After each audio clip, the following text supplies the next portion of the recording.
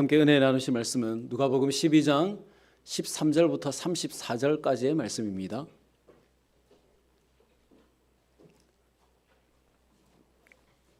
누가복음 12장 13절부터 34절까지의 말씀.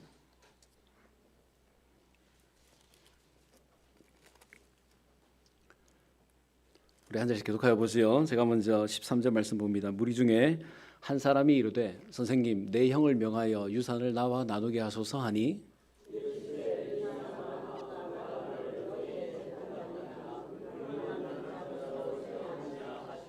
그들에게 이르시되 삼가 모든 탐심을 물리치라. 사람의 생명이 그 소유에 넉넉한 데 있지 아니하니라 하시고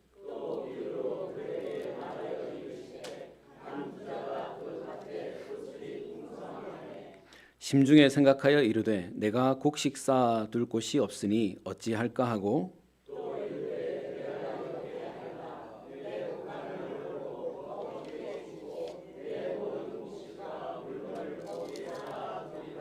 또 내가 내 영혼에게 이르되 영혼아 여러 해 쓸 물건을 많이 쌓아두었으니 평안히 쉬고 먹고 마시고 즐거워하자 하리라 하되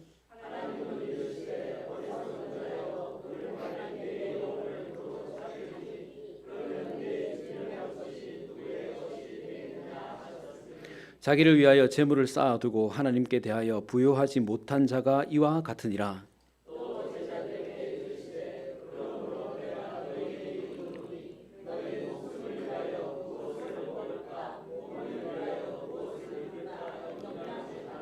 목숨이 음식보다 중하고 몸이 의복보다 중하니라.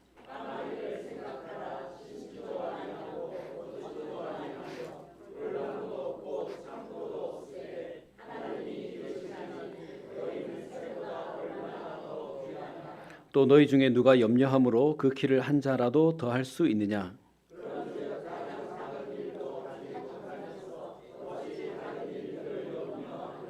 백합화를 생각하여 보라. 실도 만들지 않고 짜지도 아니하느니라. 그러나 내가 너에게 말하노니 솔로몬의 모든 영광으로도 입은 것이 이 꽃 하나만큼 훌륭하지 못하였느니라.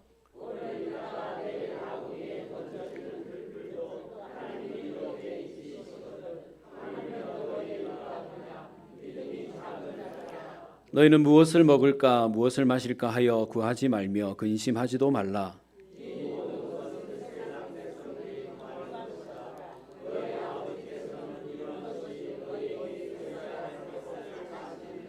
다만 너희는 그의 나라를 구하라. 그리하면 이런 것들을 너희에게 더하시리라.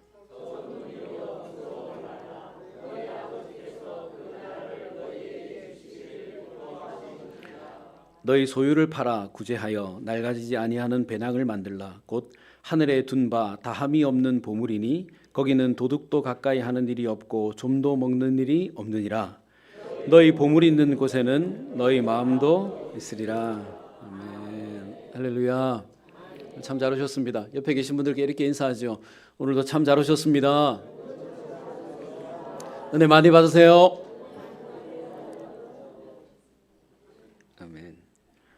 여러분, 오늘 우리가 읽은 본문은 두 가지 에피소드가 들어있는데요.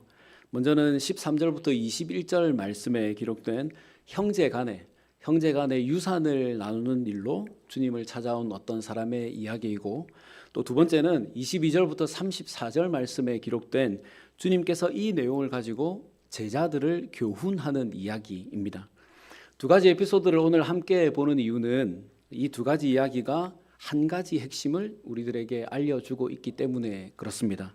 하나씩 풀어보면서 오늘 주님께서 우리에게 무엇을 말씀하시는지를 우리가 잘 살펴보고, 또 하나님께서 깨닫게 해주시는 대로, 우리에게 깨닫게 해주시는 대로 우리가 그렇게 잘 살아서 우리 하나님이 주시는 풍성한 은혜를 누리게 되시기를 주님의 이름으로 축원합니다.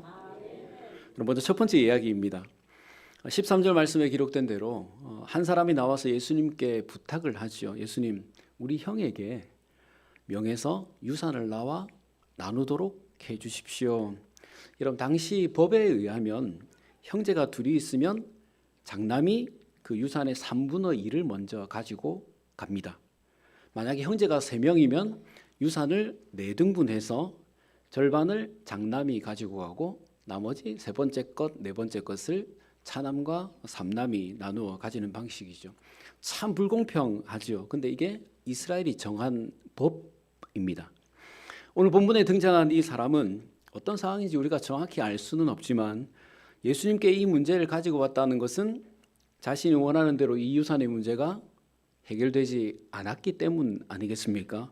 원하는 대로 유산을 받았으면 자신이 불공평하다라고 생각되지 않았으면 주님을 찾아와서 이 이야기를 하지 않았겠지요.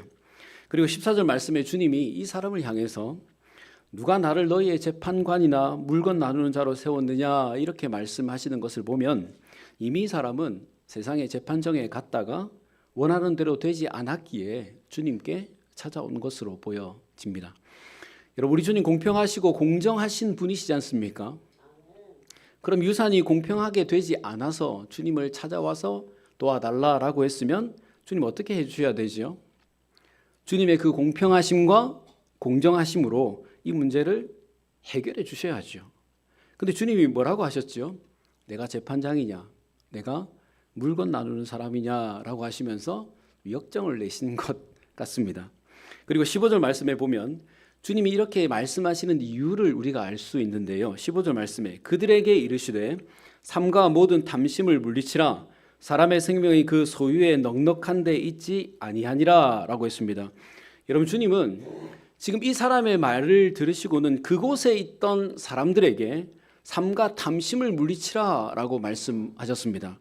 여러분, 여기 사용된 이 삼가라라고 하는 말은 주의를 기울인다라고 하는 말이고, 탐심은 끝이 없는 욕망, 만족할 줄 모르는 소유욕이라는 말입니다. 그리고 물리치다라고 하는 말은 지킨다, 보호한다라고 하는 말인데요. 그러니까 주의를 기울여서 끝없는 욕망으로부터 자신을 보호해야 된다라고 말씀하시는 것입니다. 여러분, 그런데요, 보호한다라고 하는 말을 한번 생각해 보면 나를 해야 하는 어떤 것이 있다는 말이잖아요. 보호한다라고 하는 말은요. 그러니 우리가 주의를 기울여서 우리 속에서 일어나는 그 끝없는 욕망으로부터 우리를 보호하지 않으면 우리가 어떤 해를 당하게 된다는 말입니다. 그러면 어떤 해를 입습니까? 15절 말씀이에요. 사람의 생명이 그 소유에 넉넉한 데 있지 아니하니라 라고 했습니다. 그러니까 우리가 주의를 기울여서 끝없는 욕망으로부터 우리를 보호하지 않으면, 지키지 않으면, 곧 우리의 탐심을 우리가 물리치지 않으면 우리의 생명이 이 소유의 많음에 달려 있다라고 착각하면서 이 세상을 살아가게 된다는 것입니다. 여러분, 이것은 그러면 그 어떤 것과도 비교할 수 없는 엄청난 해인 것이잖아요. 돈이 많으면 우리의 생명도 길어진다. 우리의 생명이 돈의 많음에 달려 있다. 이런 생각을 가지고 살면 돈에 사로잡히게 되지요. 여러분, 돈이 우리를 위해서 있는 것이지 우리가 돈을 위해서 있는 것이 아니지 않습니까? 그러면 우리가 돈에 사로잡혀 살았어야 되겠습니까? 돈에 끌려다니는 인생을 살았어야 되겠습니까? 그리고 15절 말씀의 가장 첫 번째 말이 무엇이죠? 누구에게요? 그들에게 이르시되라고 했습니다. 그러니까 질문은 이 한 사람, 유산 때문에 온 이 사람이 했지만 주님은 그들에게라고 했으니까 지금 이 장면을 보고 듣는 많은 사람들에게 하신 것이죠. 그 자리에 있던 많은 사람들이 다 지금 이 질문을 하러 온 이 사람과 같이 탐심을 물리치지 못하는 인생, 돈이 많으면 우리가 오래 살겠지, 돈이 많으면 내 인생이 평안하겠지라고 착각하면서 살아가고 있기 때문에 그렇습니다. 근데 여러분, 정말 그렇습니까? 살아보시니 그렇습니까? 돈이 많으면 우리의 생명이 보장됩니까? 돈이 많으면 우리의 인생의 그 안락과 평안을 우리가 장담받을 수 있습니까? 주님이 이렇게 짧은 말씀으로 책망하신 다음에 한 가지 비유를 들려주시는데요. 이 비유가 16절부터 21절 말씀에 기록된 한 부자의 이야기입니다. 여러분, 지금부터 제가 이 사람의 이야기를 들려드릴 테니까 이야기를 들으시면서 이 부자가 그럼 도대체 무엇을 잘못했는가 하는 것을 한번 생각해 보십시오. 어느 마을에 한 부자가 있었습니다. 이미 부자였습니다. 이 사람은 한 해 동안 열심히 농사를 지어서 큰 수확을 거두었습니다. 얼마나 많이 수확했는지 이미 자신이 가지고 있는 창고에 쌓을 수가 없을 정도로 큰 수확을 했습니다. 그래서 생각을 했습니다. 속으로. 야, 창고가 부족한데 어쩌냐. 그래, 있던 창고를 다 허물고 큰 창고를 짓자. 그리고 거기에 내가 여태까지 모아둔 것들을 다 쌓아두면 되겠다. 그리고 여러분, 그렇게 큰 창고를 짓고 내 가진 것들 거기에다 다 넣어놓으면 한눈에 그것이 다 들어올 것 아니겠습니까? 창고 문을 열면 얼마나 기분이 좋겠습니까? 얼마나 행복하겠습니까? 그래서 또 생각하지요. 아, 내 영혼아, 몇 년 동안 쓸 것을 내가 쌓아두었으니까 이제 평안히 쉬고 마시고 즐겁게 지내자. 여러분, 사실 모든 사람이 바라는 바 아닙니까? 이런 삶이요. 창고 열면 막 금은보화가 들어있고 돈다발이 이렇게 쌓여있고 다 원하는 삶 아니에요? 모양만 바뀌는 거지. 창고에서 뭐 은행으로 금고로 바뀌는 거지. 다 원하는 삶 아닙니까? 여러분, 그러면 이 부자가 잘못한 것이 무엇이죠? 무엇을 잘못했죠? 남의 것 훔쳤습니까? 일꾼들의 삭슬 갈취했습니까? 남의 창고를 빼앗았습니까? 아니죠. 자기 땅에 자기가 열심히 농사 지어서 풍성하게 수확했고 자기 창고를 자기가 헐고 자기 돈을 들여 큰 창고를 지었습니다. 그리고 자기 재산을 거기에 쌓아두었습니다. 그리고 이것 쓰면서 내가 편안히 살겠다 이렇게 말했습니다. 여러분, 뭘 잘못했죠? 근데 하나님 뭐라고 하십니까? 20절 말씀에 우리 같이 한번 읽어볼까요? 20절 말씀요. 자, 시작.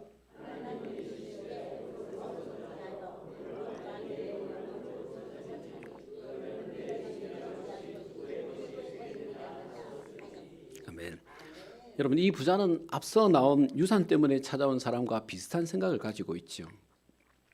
유산 때문에 찾아온 사람은 물질과 생명을 연관지어 생각했습니다. 그리고 이 부에 나온 부자도 많은 물질과 자신의 생명을 연관지어 생각했습니다.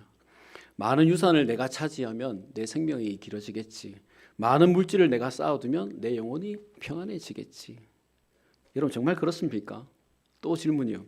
돈이 많으면 우리의 장수가 보장되나요? 재산이 많으면 우리의 영혼의 평안이 보장이 됩니까? 주님이 뭐라 하시죠? 탐심을 물리치지 않으면 해를 당한다. 오늘 밤에 하나님이 네 영혼을 취하시는 그 해를 당한다. 여러분, 돈이 우리의 생명을 담보하는 것이라면 부자들은 항상 장수하겠죠. 재산이 우리의 영혼의 평안을 보장해 주는 것이라면 돈 많은 사람들이 왜 그렇게 안타까운 선택을 하겠습니까? 여러분, 아무리 돈이 많아도 우리가 우리의 생명을 어떻게 할 수 없지 않습니까? 아무리 재산이 많아도 우리가 우리의 영혼의 평안을 만들어낼 수는 없는 것이지 않습니까? 근데 이 사람들이 그런 생각을 가지고 살아가고 있으니까 탐심에 사로잡혀서 스스로 이 해를 자초하면서 살아가고 있는 것입니다. 여러분, 오늘 이 부자의 말을 잘 한번 들어보십시오. 19절 말씀이에요. 이 부자가 누구에게 이야기하고 있습니까? 자신의 육신에 대해서 이야기하지 않았습니다. 네, 내 영혼에게 말했습니다. 그러니 얼마나 어리석습니까? 물질을 많이 쌓아두면 내 영혼까지도 평안을 얻을 수 있다라고 생각을 한 것이죠. 그래서 18절 말씀에 내 모든 곡식과 물건을 거기 쌓아두겠다는 것입니다. 하지만 여러분, 20절 말씀을 잘 보십시오.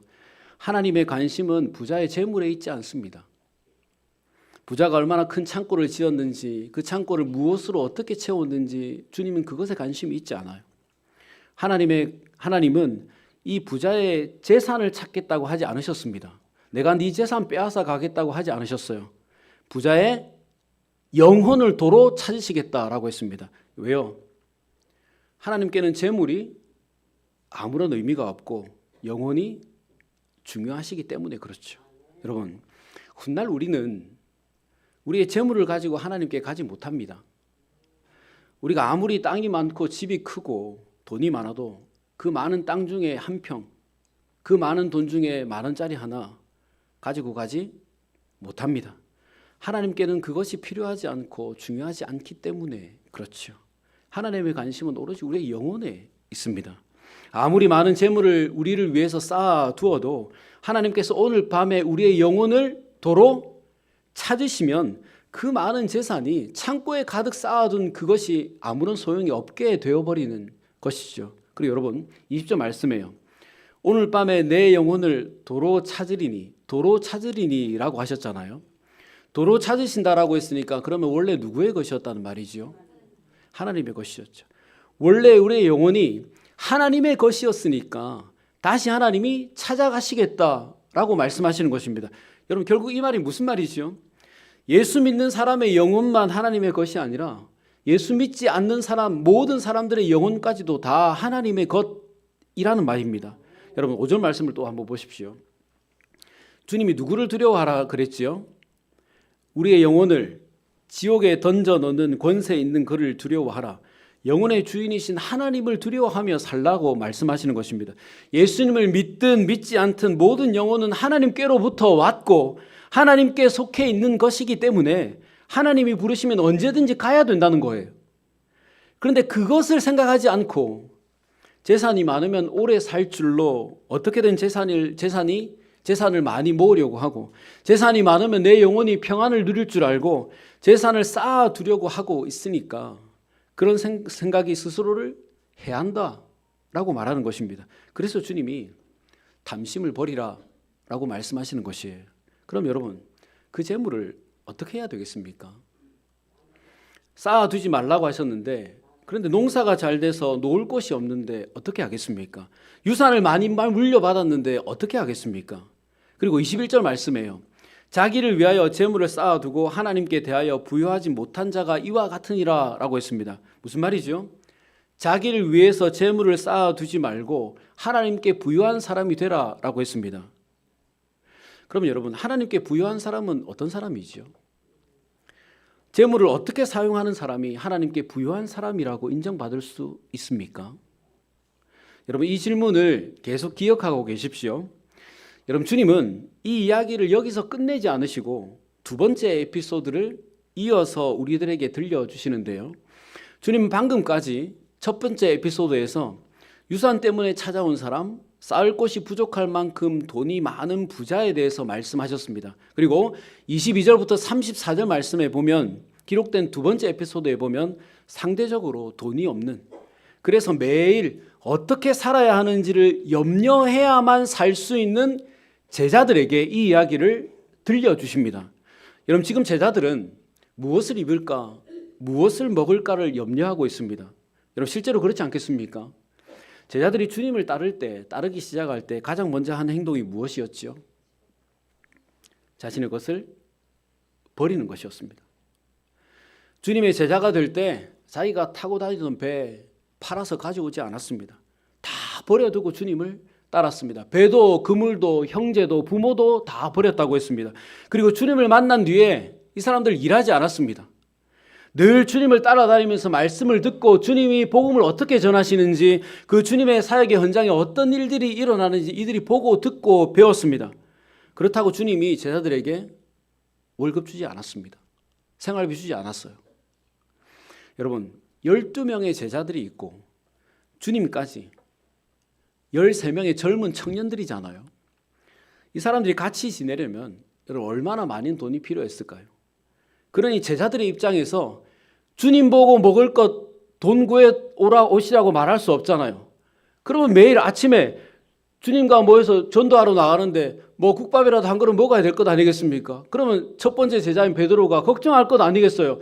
13명이 밥을 먹어야 되는데 돈이 없잖아요. 그러니 오늘은 뭐 먹지? 내일은 뭐 먹지? 매일 걱정하는 거예요. 여러분 제자들을 믿음 없다 말하면 안 돼요. 실제적인 문제이잖아요. 실제의 문제이잖아요. 22절 23절 말씀에 그러므로 내가 너희에게 이르노니 너희 목숨을 위하여 무엇을 먹을까 몸을 위하여 무엇을 입을까 염려하지 말라. 목숨이 음식보다 중하고 몸이 의복보다 중하니라 라고 했습니다. 여러분 지금 제자들이 목숨을 위해서 먹을 것을 걱정하고 몸을 위해서 입을 것을 염려하고 있으니까 주님은 먹을 것과 입을 것을 염려하지 말라라고 하시면서 무엇이 더 중요한가를 이야기하시죠. 여러분 목숨이 중요합니까? 무슨 음식을 먹는가가 중요합니까? 몸이 중요합니까? 무슨 옷을 입는가가 중요합니까? 대답 안 하시는 분들은요. 주님이 뭘 하시죠? 목숨이 음식보다 중하고 몸이 의복보다 중하다. 여러분, 주님의 이 말씀을 가만히 한번 생각해 보십시오. 앞단락에서요, 첫 번째 에피소드에서 주님이 부자의 이야기를 하시면서 생명과 영혼이 누구에게 달려있다 하셨지요? 하나님께 달려있다 했습니다. 그러면 지금 제자들이 하고 있는 염려와 이 걱정의 근원이 되는 목숨과 몸은 누구에게 달려있는 것이죠? 하나님께 달려있죠. 그렇다면 지금 제자들에게 목숨과 몸을 주신 분은 누구십니까? 하나님이시지 않습니까? 그러니 너희들의 목숨과 몸을 주신 분이 하나님이시고 그 중요한 것을 너희들에게 주셨다면 그보다 못한 것, 중요하지 않은 것, 음식과 옷은 그냥 주시지 않으시겠느냐라고 말씀하시는 것이에요. 자, 그리고 여러분 24절 말씀이에요. 우리 24절 말씀 한번 같이 읽어볼까요? 24절 말씀 같이 읽습니다. 자, 시작.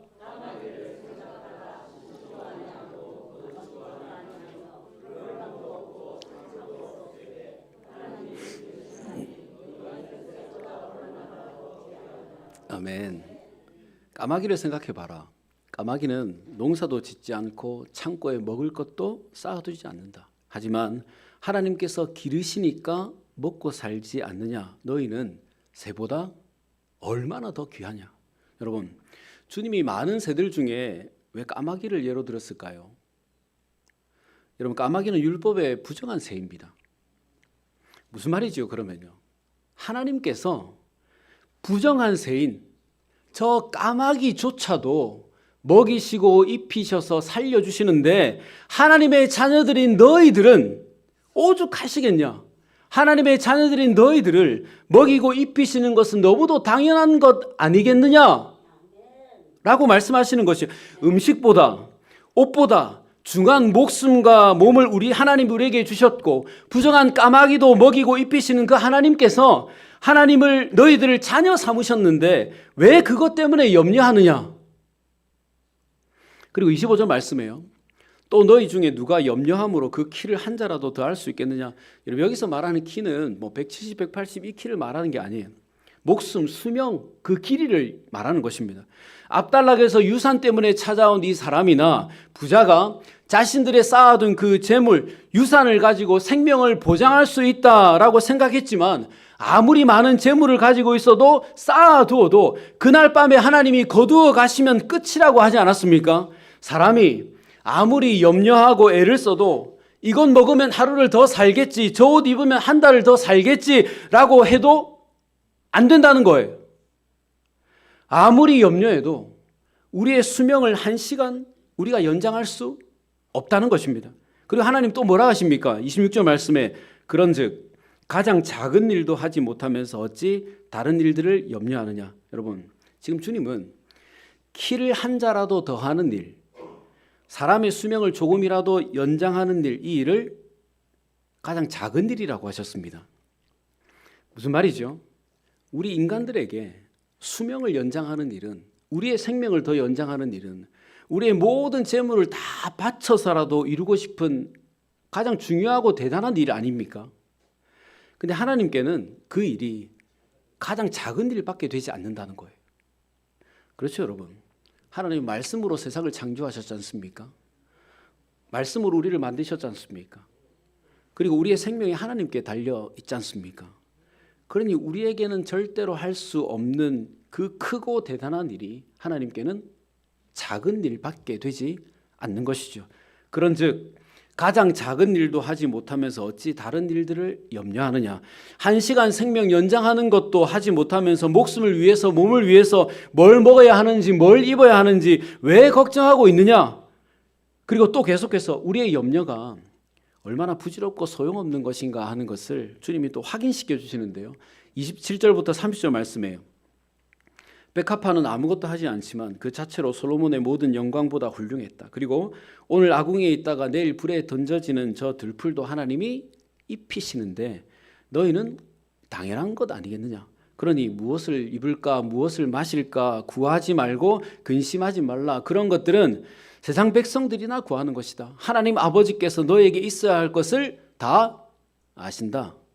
여러분, 주님이 똑같은 이야기를 지금 반복해서 하고 계시잖아요. 하나님은 너희들을 그 어떤 피조물들보다 더 귀하게 여기신다. 그러니 염려하지 마라. 하나님이 다 책임져 주신다. 이 이야기 아닙니까? 자, 그렇다면 여러분, 이렇게 간단한 이야기를 주님이 왜 이렇게 길게 반복해서 까마귀도 부르시고 솔로몬까지 부르시고 백합화까지 소환하시면서 왜 이야기를 하시는 것이죠? 제자들의 염려가 그만큼 깊고 크기 때문에 그렇습니다. 여러분, 우리도 그렇잖아요. 먹고 사는 문제가 제일 큰 걱정, 염려 아닙니까? 먹고 사는 문제는 우리가 천국에 갈 때까지 끊어지지 않는 문제잖아요.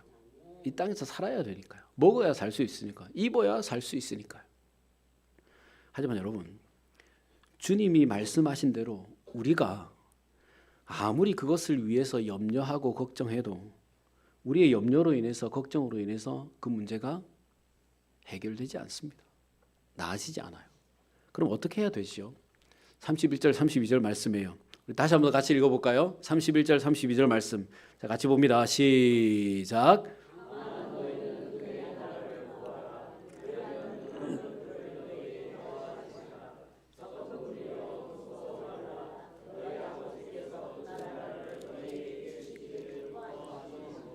아멘. 여러분, 구하라는 말을 우리는 다 기도하는 것으로 이해하고 있습니다. 근데 오늘 본문에 사용된 이 구하라라고 하는 단어는 추구한다 이런 뜻을 가지고 있는 전혀 다른 단어예요. 29절 말씀에 무엇을 먹을까 마실까 구하지 말며, 이것도 기도하라는 말이 아닙니다. 30절 말씀에 세상 백성들이 구하는 것이라, 이것도 기도한다는 말이 아니에요. 31절 말씀에 그의 나라를 구하라라고 할 때 이 말도 기도하라는 말이 아닙니다. 여기에 사용된 구하라는 말은 모두 다 추구한다라는 의미로 사용되었습니다. 추구한다라는 말은 열심히 찾아다닌다, 간절히 바란다 이런 뜻을 가지고 있어요. 그러니까 우리의 목숨을 위해서, 몸을 위해서 먹을 것, 입을 것을 열심히 찾아다니지 말고 하나님 나라를 열심히 찾아다니고 간절히 바라면서 살아가라 이런 말이에요. 왜냐하면 우리에게 있어야 할 것, 우리의 목숨을 위해서 먹어야 할 것, 몸을 위해서 입어야 할 것을 하나님께서 이미 다 아시고 더해 주시기 때문에 그렇습니다. 여러분, 여기에 사용된 더하다는 말도 원어를 찾아보면 단회적인 의미가 아니에요. 어느 날 한 번 주고 끝나는 것이 아니라 계속되는 공급을 말합니다. 그러니까 우리가 살면서 염려가 되는 먹을 것, 입을 것을 열심히 찾지 않고 하나님 나라를 간절히 찾으면서 살아가면 하나님께서 우리에게 필요한 것, 먹을 것, 입을 것을 한 번요? 계속, 영원히가 맞겠네요. 계속 우리에게 공급해 주신다는 것입니다. 그리고 32절 말씀해요. 하나님은 우리에게 그 나라를 주시기를 기뻐하시기 때문에 하나님께서 하나님의 나라를 우리에게 주신다고 했습니다. 여러분, 지금 주님은 이 말씀 우리가 생각해야 돼요. 하나님 나라라는 단어가 나와서 천국을 생각하기가 쉬운데 문맥 속에서 말하는 하나님의 나라는 우리가 장차가게 될 천국을 말하는 것이 아닙니다. 지금 주님은 먹을 것과 입을 것에 대한 염려를 하지 말라, 이 땅에서의 삶에 대해서 염려하지 말라라고 말씀하시고 계시니까 여기서 말하는 하나님의 나라는 우리가 죽어서 가는 천국을 말하는 것이 아니라 이 땅에서 천국을 바라보고 살아가는 성도들에게 주시는 복, 그것을 말하는 것이에요.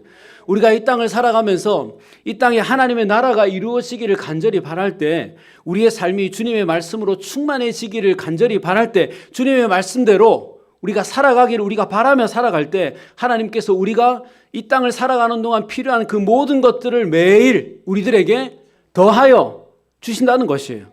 그러니 궁극적으로 이 땅에서 필요한 것들을 하나님께서 우리에게 주시겠다라고 제자들에게 말하는 것입니다. 그리고 여러분 33절 34절 말씀이에요. 이제는 정말 천국에 대해서 이야기해 주시는데요. 너희 소유를 팔아 구제하여 낡아지지 아니하는 배당을 만들라. 곧 하늘에 둔 바 다함이 없는 보물이니 거기는 도둑도 가까이 하는 일이 없고 좀도 먹는 일이 없느니라. 너희 보물이 있는 곳에는 너희 마음도 있느니라. 여러분, 주님은 이 말씀에서 두 가지를 이야기해 주시는데요. 이 말씀이 첫 번째 에피소드의 결론과 연결이 됩니다. 여러분, 첫 번째 에피소드의 마지막 질문 제가 기억하라고 말씀드렸는데 질문 기억나시나요? 아멘. 21절 말씀에 자기를 위해서 재물을 쌓아두지 않는 것. 하나님께 부유한 사람은 어떤 사람인가? 어떻게 재물을 사용하는 사람이 하나님께 부유한 사람이라고 인정받는 사람인가? 이것이 첫 번째 에피소드의 질문이었잖아요. 여러분 33절 말씀에 주님이 뭐라고 하시죠? 너희 소유를 팔아 구제하여 낡아지지 아니하는 배낭을 만들라. 지금 우리에게 있는 이 물질로 사람들을 도와주라는 거예요. 사람들을 도우면 그것이 낡아지지 않는 배낭이 되는데 그 배낭은 하늘에 쌓이는 보물이 된다는 것입니다. 그러니까 이 땅을 살면서 먹고 입는 것 때문에 염려하지 말고 먼저 하나님의 나라를 구하면 하나님께서 그 모든 것들을 우리들에게 계속 공급해 주시는데 그것을 하나님이 공급해 주시는 그것을 이 땅에 나를 위해 쌓아두지 말고 그것을 가지고 사람들을 구제, 나눠주라는 거예요. 그렇게 구제하면 이것이 없어지지 않고 하늘에 보물로 쌓이게 된다는 것입니다. 그리고 하늘에 보물로 쌓이게 되고 도둑도 없고 좀도 먹는 일이 없다라고 했으니까 결국 그것이 모두 다 누구의 것이 된다는 거죠? 결국은 우리의 것이 된다는 거예요. 우리가 훗날 천국에 가면 우리가 그것을 상급으로 다 받게 된다는 것입니다. 그럼 여러분 첫 번째 에피소드에 나온 이 유산의 문제로 찾아온 사람과 뷰에 나온 이 부자는 그러면 왜 어리석은 사람이지요? 키를 한 자도 더하게 할 수 없고 생명을 하루도 연장할 수 없는 이 재물을 더 많이 받지 못해서 억울해하고 누구도 돕지 않고 구제하지 않고 도둑도 있고 좀도 있는 이 땅의 창고에 자기를 위해 가득 쌓아두고 이 땅에서 행복하게 오래 살겠지, 나는 장수하겠지라고 생각하고 있으니까 주님이 보시기에 어리석은 거죠. 그리고 마지막에 여러분, 너희 보물이 있는 곳에는 너희 마음도 있느니라 라고 했습니다. 우리가 하나님이 공급해 주시는 것을 이 땅에 쌓아두면 이 땅에 우리의 마음이 있게 되고 그것을 구제해서 낡지 않는 배낭 하늘에 쌓아두면 우리의 마음이 하늘에 있게 된다는 거예요. 자, 그렇다면 여러분, 유산 때문에 찾아온 이 사람과 부자의 마음은 지금 어디에 있는 것이죠? 어디에 그 마음을 두고 살아가고 있는 사람들입니까? 유산과 창고 속에 있는 자신의 재물에 그 마음을 두고 살아가고 있는 것이죠. 여러분, 누가복음에는 재물에 대한 이야기가 많이 나옵니다. 돈에 대한 비유가 참 많이 나와요. 이거 왜 그렇겠습니까? 사람들이 재물에 대해서 말씀대로 살아가지 않기 때문에 그래요. 수없이 말씀을 들었지만 주님이 재물에 대해서 수없이 반복해서 말씀하셨지만 재물에 대해서 제대로 살아가지 않기 때문에 주님이 여러 차례 다시 말씀하시는 것입니다. 하지만 여러분, 최소한 우리가 하나님을 아버지로 믿고 주님의 제자가 되었다고 하면서 담심에 사로잡혀서 살았어야 되겠습니까? 물질에 대한 욕심 때문에 하나님의 말씀에 순종하지 못하는 삶을 우리가 살아가서야 되겠습니까? 그리고 매일 무엇을 먹을까, 무엇을 입을까 이것을 염려하고 걱정하면서 우리가 매일 그렇게 살았어야 되겠습니까? 여러분, 오늘 주님이 분명히 말씀하셨습니다. 염려하지 말고 하나님의 나라를 구하면 너희들의 것을 쌓아두지 말라. 그것이 너의 생명을 구하고 영혼의 만족을 준다고 기대하고 그것을 의지하지 말라. 그리하면 백합화나 들풀이나 까마귀도 먹이고 입히시는 그 하나님께서 우리의 모든 것을 다 아시고 더해 주신다. 그리고 하늘에 상급을 쌓아 두신다라고 했습니다. 여러분, 그렇게 믿으십니까? 그럼 우리 그렇게 한번 살아보지 않으시겠습니까? 그렇게 살겠다고 오늘 다시 한 번 더 잘 되지 않았지만 누가복음을 대했던 그 독자들처럼 잘 되지 않았지만 오늘 다시 한 번 더 이 말씀을 들었으니 다시 한 번 더 그렇게 살겠다고 한 번 더 결단해 보지 않으시겠습니까? 쉽지 않겠죠, 여러분. 여태까지 한 설교 중에 오늘 가장 어둡고 쉽지 않겠죠. 돈 얘기, 물질 얘기 어려운 얘기지 않습니까? 내가 땀 흘려 수고하고 얻은 물질인데 다른 사람을 위해서 쓰기가 여러분 그게 쉽습니까? 어렵죠. 하지만 그것을 쌓아두고 사는 것은, 그것이 우리의 생명과 삶의 안정을 보장한다고 생각하는 것은 우리의 삶에 염려만 더하게 할 뿐이고 아무런 유익도 없고 오히려 하나님 보시기에 어리석은 인생을 사는 것일 뿐입니다. 그럼 여러분, 우리 오늘 주님의 말씀처럼 우리 속에 있는 그 담심을 물리치고 쌓아두고 염려하지 말고 우리의 창고에 쌓아둔 것을 꺼내어 우리 이웃들을 돕고 하늘에 쌓아두는 그런 삶을 살아가십시다.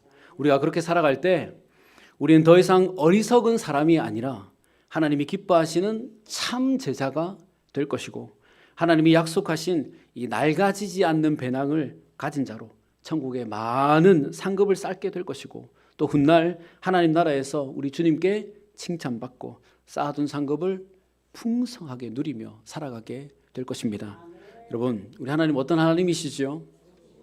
네, 좋으신 하나님이시죠. 우리에게 물질을 주시고 그 물질을 나누기를 원하십니다. 그리고 그런 자들의 모든 염려와 걱정을 해결하시고 우리의 필요를 더해 주시는 좋으신 하나님이시죠. 그럼 우리 어떻게 살아야 되겠습니까? 쌓아두고 염려하는 어리석은 인생이 아니라 주님 주신 것을 나누어서 천국에 쌓는 그런 삶을 살아가십시다.